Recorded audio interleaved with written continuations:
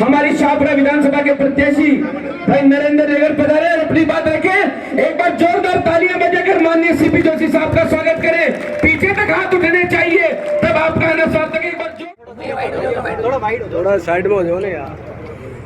आप आज का आना कोई ऐसा ही साधा और घड़ी ताकत लगानी बेड़ी। ये तो बाबा साहब को संविधान लिखेड़ो है, जिन्हें चेंज करवा के लिए घड़ी रात ने करनी बेड़ी और नहीं हुए। और आप सभी अगर आप संविधान ने बचानो है तो कौन है? मैं अपने बात के बचाऊं कि आप जो कार्यकर्ता ने बैठे आप आपका मन में इस बात को गलत और शंका मत डाल दियो कि आप 5 साल 2 बार 3 चुनाव में सांसद चुनाव हार गया। राजनीति के अंदर मेन चीज है भाग्य। कहिए बच्चा बच्ची है तो उठे गांव में हो गया तो बच्चा बच्ची मोदी मोदी कर दिया ताकि मैं आंखें न खुली तो ढाल को ला के बिल्ली का बच्चा बच्ची मोदी मोदी कर दिया। दिल्ली चला गई हो तो दिल्ली मैंने आगे भाग्य तक देखा बिल्ली का बच्चे मोदी मोदी कर दिया। जितना 5 दिन में बिल्ली के बच्चे की आंखें खुल गई। कही हो आंखें खुल गई। धरती में जो लूटपाट हो रही, जो भाई ने भाई डरा दिया, जो चुनाव का चंदा खा गया, कांग्रेस पार्टी का चंदा बेच लगा दिया, जगह जगह जो विकास तो होया, जो झूठो खेल चलियो तो मन किया बच्चा ने जान पड़ी हो। तो सारी जनता अब हर बात पे समझ चुकी है। तो आप मनु करके खा दो वो संजोग फाचो बन गया और ना दो सुविधा भारिया और फाचा बिलवाड़ा आ गया। वो जनता को मांग ಈ ಪೋದಾನ ಕಾಟಬಾವು काम मत करो। ये पौधा लगाबाड़ कांग्रेस पार्टी है और प्रत्याशी का रूप में भाई सीपी जोशी जी आपका बीच है। बुद्धिजीवी आदमी है, सामने वाला आदमी केवल बढ़िया भाषण दे ले काम न कर सके। और तो और था कि लोकल सांसदों भी मान लो आप वोट देवा में मगदल लोड़े जायो जाइंदो ऐसा ये बेटा बेटी है।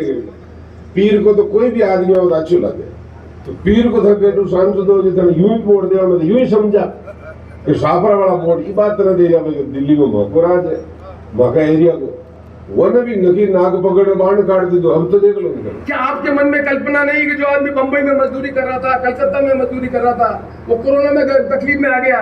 क्या गांव में आपने कल कारखाना लगाया जो आदमी नौकरी करेगा? कोई विचार नहीं। ये राजनीतिक पार्टियों पर जिम्मेदारी बनती है। संसदीय लोकतंत्र है, नीति बनाए। कांग्रेस पार्टी ने भी नीति नहीं बनाई है।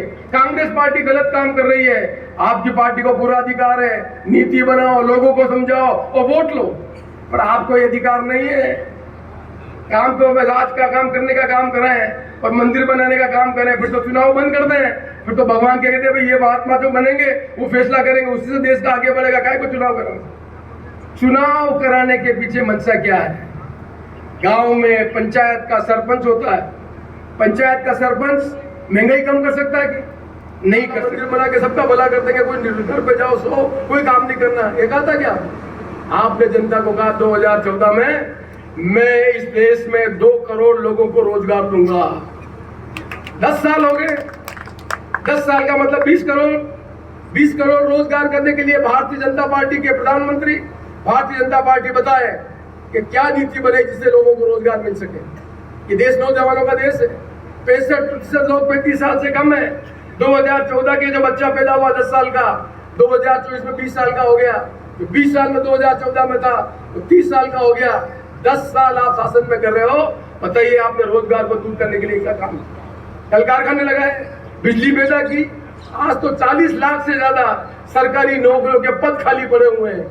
जो सरकारी नौकरी बन रही थी वो काम भी सरकार ने नहीं की। महंगाई दूर कर देंगे। महंगाई दूर हो गई। आटे का भाव क्या है, दाल का भाव क्या है, हिसाब किताब लगा के दे लें। पेट्रोल का भाव क्या है, महंगाई कम हो गई। 2014 में भी आपने ये बात कही थी। 2014 में जो बातें कही थी उसके बीच में आपने क्या कहा? काला धन डिमोनेशन कर दिया। आपने पैसे सबको लोगों को ले लिए, गरीब आदमी को लाइन पे लगा दिया। घंटों आदमी खड़ा हुआ है, काला धन कम हो गया। हिसाब किताब लगा के पूछ लो, दुनिया में आज तक ये हिसाब ही नहीं दे पाए कि कितने नोट काले धन में देन, कितना नोट कितना था। गाया की जय बोल रही है, गौ माता की जय बोल रही है और गौ माता ने काट बढ़ाऊ चंदो ले रही है। ये थाकी भी गर्दन काटा जाएगा आत्मराज आ जाओ लो। कहा बीजेपी की नीयत पूरी, मुंह में राम बगल में छुरी। इस बीजेपी का नेता का बड़े जो बैठ गया है, कोई की जेब काट ले, कोई ने थाना में फंसा दे, कोई ने काम उलझा दे, भाई ने लड़ा दे, ये जनता को फॉलो करने करे। खाके भाजपा को नाम मु राशि की पहचान हुए मानो मैं धीरे हूँ, तो मैंने कोई बात हो जाओ तो धीरे रखना पड़े, धीमो रहना पड़े। आसानी भाजपा भय भूख भ्रष्टाचार और भाजपा, भय भूख भ्रष्टाचार और भाजपा, किसान कारीगर कामगार और कांग्रेस।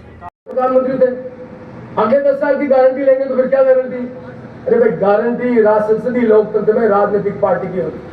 सीपी जोशी वोट मांगने आया है तो मैंने कहा, मैं मजाक करता हूँ, 2009 में सीपी जोशी एक कार्यकर्ता के रूप में वोट मांगने आया था। आज सीपी जोशी कार्यकर्ता के रूप में नहीं आया, एमएलए रह गया, राजस्थान सरकार में मंत्री रह गया, भारत सरकार में मंत्री रह गया, पार्टी का अध्यक्ष रह गया, अखिल भारतीय कांग्रेस कमेटी का जनरल सेक्रेटरी रह गया, स्पीकर रह गया, नियम जानता है, कानून जानता है, वित्तीय संसाधन कैसे हो सकते हैं। इसलिए हम नेता के रूप में वोट मांगने के लिए, कार्यकर्ता के रूप में वोट मांगने के लिए। कोर्ट में मालूम है सबको कि मर्डर केस हो जावे तो शाहपुरा के वकील साहब नहीं छुड़ा सकते। शाहपुरा के वकील साहब को लोअर कोर्ट में प्रैक्टिस करेंगे, पड़ा होगा तो डिस्ट्रिक्ट कोर्ट में प्रेस करेंगे, उससे जाए तो हाई कोर्ट में जाएगा, हाई कोर्ट में सुप्रीम कोर्ट में जाएगा। और सुप्रीम कोर्ट के वकील की फीस शाहपुरा के वकील की फीस से बहुत ज्यादा है। कम है ज्यादा है? तो सुप्रीम कोर्ट का वकील फीस ज्यादा चाहता हूँ, कम नहीं चाहता हूँ। नरेंद्र जी हार गए, धीरज जी हार गए, रामपाल जी हार गए, तभी तो मालूम है मोटा वकील आया, सब जीत कर लेके जाएंगे। तो वोट मांगने के लिए आया, क्योंकि मेरे कार्यकर्ता पर मुझे भरोसा है।